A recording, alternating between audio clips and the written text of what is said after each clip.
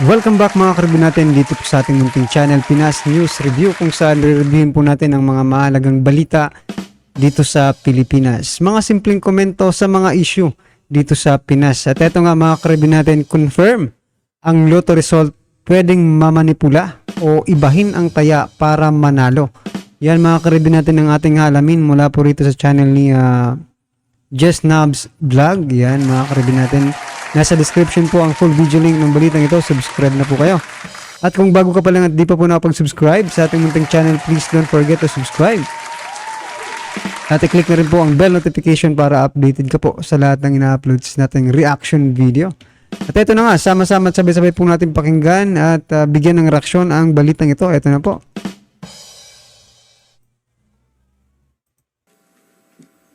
Ma'am Sereles. Yes po, Mr. Chair, good morning po. That cannot be done po, na we will be inserting or changing the bets that is to a winning number doon po. Kasi po, we have established procedure that is ISO certified, and after when we draw the balls po, the winning numbers, and then that will be inputted into our system. And that's the time po na ma-generate kung meron pong winner or wala. So, and then that will be validated again to another system that should match the result of the production system, which is the current lottery system online. And then we have the backup system where we will produce the result of the draw that will match the production and the backup. I understand. I see where you're coming from. But what I'm saying is, yun ay kayang palitan kung sino man yung taong may root access. Sino-sino po yung mga taong may root access sa inyo? Who are they? Give me the names. The root, the super... Di ba dapat dalawa yan? Merong isang tao tapos merong isa na nakatago dapat sa safe. Yes po. Okay. That Now, is, give me the names of the person na merong root access because I need to check his credibility. po, that is the GM po. And GM.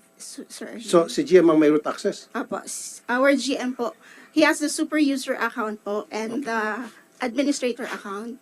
And I think, Sir Arnel, you have or another, yes, admin. And Sir AJM Casas, which is, So marami merong hawak sa root access? we have two po. Two. So, si GM, sino yung pangalawa? Si Sir Arnel po, because he's the Assistant General for the gaming Arnel sector. Casas. Okay. So, si Arnel Casas is, Mr. Casas is the AGM. Okay. So, dalawa. Di ba dapat meron pa isa nasa sa vault yan dapat? O wala na? Dalawa lang. Dalawa. Now, my question to you, DICT, is it possible na yung mga taong may root access can edit, yung sinasabi nga niya, once na lumabas yung mga games, agad-agad automatic, magsasabing may winner o wala. Mr. Chair, sorry, but we shall verify such information with our principals and technical experts. Accordingly, we shall integrate the same in our position paper, Mr. Chair. Okay. So that will be on our next hearing, gusto ko po magpalabas kayo ng inyong opinion. Ito po ay sabi ng mga nakausap pong tao.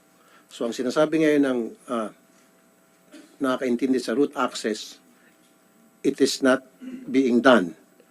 It's different na it's not being done and it is impossible. Pwedeng, hindi nyo ginagawa. I'm not saying na ginagawa nyo. So hindi nyo ginagawa pero pwedeng gawin kung gugustuhin. Is that a correct statement from me? Kung gugustuhin, kaya. Pero hindi nyo ginagawa. With the safeguards po, that is not possible. With the safeguards. And what are those safeguards? That is po, we immediately, like what I have said po kanina, we have the production system, the one yung pong ginagamit natin and the backup. So we immediately match the result of that so that we will establish that there's no insertion or So, whatever. kaya nga, who is that person na who's doing the matching, sabi mo? The matching po, the data security. Data security? Opo, And who is that person? It's a team po. Team. And who's the team Headed leader? by po with Ralavin, Data security. Data Mind Security you, Division. let me tell you a brief story. There's the biggest scandal in the US na kung saan yung chip security, data security nila nagmanipula ng lotto game at nakulong. But he So is you said not, data security. Opo. Hindi ko pinagbibintangan itong taon to.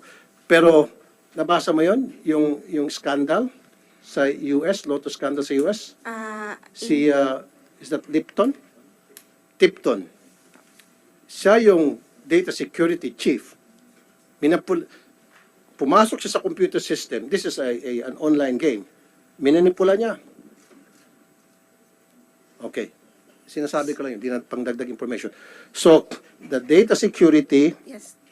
There are And? representatives also from the Internal Audit Service Department. which is part of PCSO.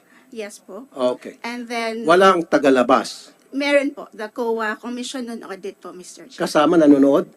Yes po. They are part of... No, pag yung nanalo na yung numero and then sinisiguro na yung numerong nanalo ay tinitingnan, gumagawa ng matching whether on that particular game somebody won or did not win. And nandun yung COA? Yes, part of the audit po, sir. Hindi, kasi binanggit mo yung COA. Okay ako sa gusto ko dapat nandun yung COA kasi kung kayo sa PCSO, may pagdududa pa rin sa taong bayan. So dapat may independent. So meron taga-COA. And who is that from COA? Nandun ba talaga mismo yung COA physically present? Yes po, Mr. Chair. They are always there po. They are. So bisa pa maraming taga-COA. Yes po, they are also a group or a team po. They are there as a team. Yes po, there are representatives po for every draw to audit the Same draw representative process po. all the time?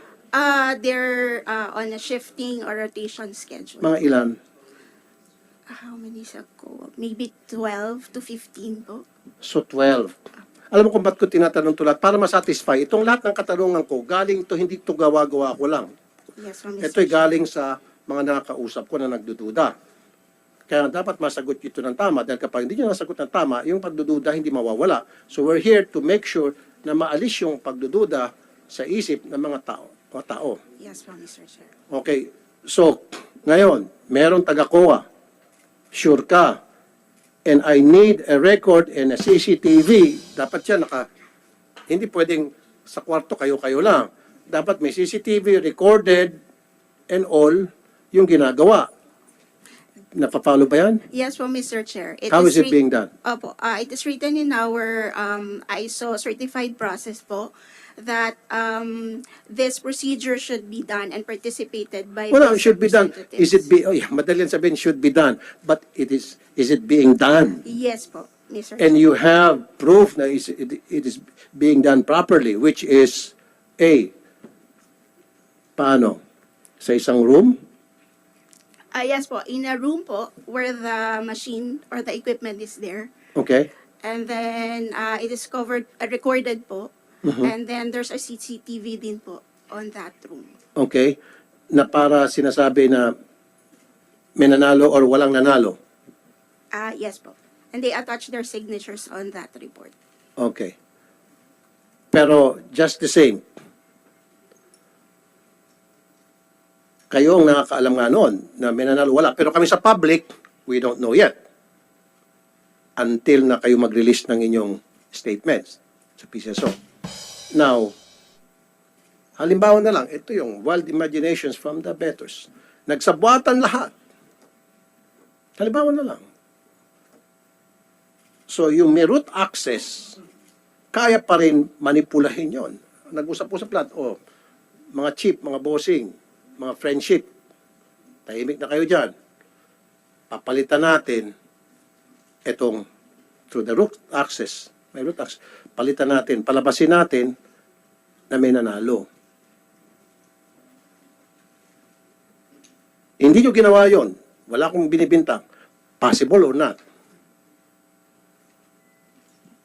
Possible po. Thank you. I rest my case.